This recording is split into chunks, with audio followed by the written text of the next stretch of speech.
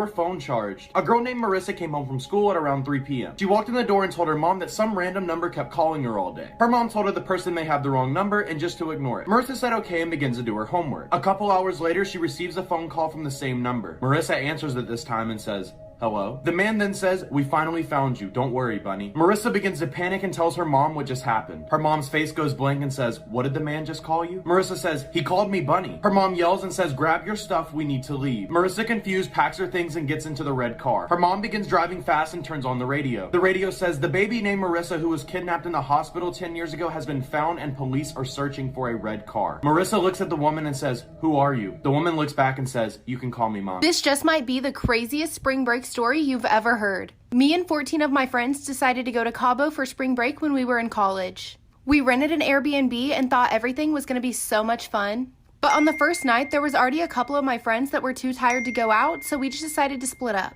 Half of my friends stayed at the house and half of us went out to a bar. The bar we ended up going to was right on the water, and as we're sitting there eating our food, a yacht pulls up.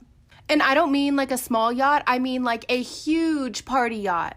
There was little dinghy boats bringing people to and from the yacht. My friend that spoke Spanish went over and started talking to one of the boat taxi drivers. He said that if we wanted to, we could all jump on his boat and he would take us out to the yacht. Since it was spring break, of course I couldn't pass up on this opportunity, so I started running towards his boat to jump on because he was screaming for us to hurry. I was in such a hurry to make sure that I got on that boat, I didn't even look back to see if my friends were behind me. By the time that I realized none of my friends had come with me, I was already halfway to the yacht. Since I was already halfway to the yacht and I didn't speak any Spanish, I just decided to wait it out, get on the yacht, and make some friends when I get there. Luckily, there was plenty of other students there on spring break, so I made plenty of friends. I ended up just staying on the boat all night because the taxi stopped running, but as soon as I could get off in the morning, I went ahead and got off. I called a taxi to drive me back to the Airbnb, but whenever we pulled up to the gates of the neighborhood, there was security and police everywhere. My taxi driver kept driving and dropped me off at the front door, but when we pulled up to the Airbnb, it was literally surrounded by police. That's when I realized that this had to have something to do with me and my friends, and it wasn't just the area we were in. When I saw my friends, I ran up to them and asked them what was going on. It turned out that one of my friends who had stayed at the house ended up falling down the stairs in the middle of the night, breaking the banister and one of the paintings on the wall, and had to be rushed to the ER because he split his head open. The property manager had called the police to make sure that we paid for the damages to the house. The weird part is that they wanted it in cash and said we weren't leaving until we paid. My friend that spoke Spanish was the only one that was able to actually talk to the police. They told her that if we didn't pay for the damages to the house in cash, we weren't leaving the property. We had the money to pay for it, but not in cash because they were wanting over $2,000. We were all freaking out thinking that we were going to be held hostage here in Cabo forever. We all called our parents, who then contacted the U.S. Embassy, and before we knew it, our faces were all over the news with the headlines, 15 American college students held against their will in Cabo.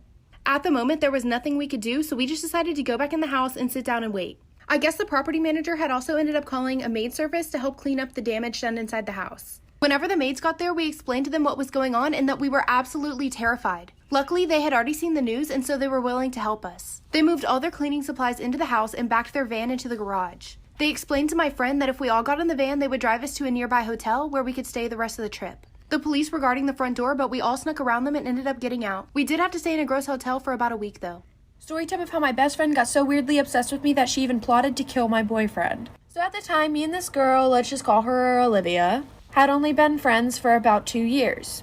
I mean, we really did everything together. We were with each other 24/7, and I mean, we were pretty good friends. But the only thing about our friendship is she did not like when I had other friends. I mean, she didn't have any other friends herself, but literally she would joke around about strangling my other friends because she didn't like when I gave my attention to anyone else. But honestly, I just thought of it as a joke. And then I started dating this guy, let's just name him Jacob. He was probably the sweetest guy I had ever met, and he was a real simp for me. So we started dating and about 4 or 5 months go by, and he started getting these texts from a random number. And it would always be cringy things like leave her or you die, get away from her, and like stupid cringy threats. Then one night, me and him were just hanging out. Then he gets a text with his exact address saying he had till tonight to leave me or he wouldn't see another day. Then we hear a knock at the door. I'm running out of time, like for part 2. Part 2 of how my best friend got so weirdly obsessed with me that she plotted to kill my boyfriend. So continuing on with the story, we heard a knock at the door and it ended up being her. And she said, "Oh, I'm just coming by to check on you and make sure you're okay." Mind you, we were at his house. And he looks at me like, what is she doing here? So I asked her to leave, and then she ends up getting so mad at me just because I asked her to give us alone time. So the night goes on, and then when I get home, she's in my room. At this time, my whole entire family was out of town, and I was the only one home. So I was like, oh, hey.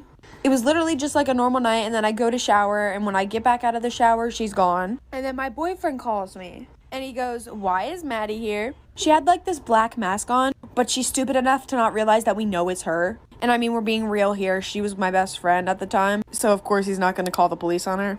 But she had a knife in her hand, and he opens the door and he like pins her against the wall and then calls 911, I guess. And then to sum it up, when they get there, she tells them everything that she was going to do, and then they put her in a mental hospital. But she said that she was going to murder everybody that gets close to her. Crazy story time about how I found my aunt and my boyfriend hooking up at a family function. So every year my mom and stepdad would have a Christmas party and everyone from both sides of the family would come. And I also invited my boyfriend.